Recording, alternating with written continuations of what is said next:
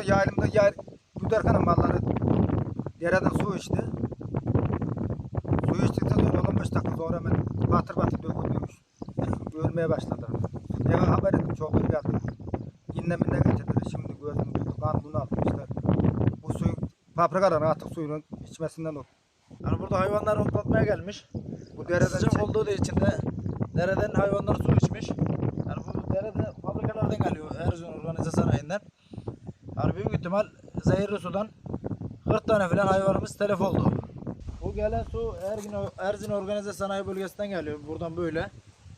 Yaklaşık 500 metre sonra denize dökülüyor. Denizde de hayvanların öldüğünü gördük yani. 1 kilometre ötesinde de denizde insanlar plajda yani hepsi. Denize giriyorlar hepsi. Hayvanların öldüğünü de tespit ettik.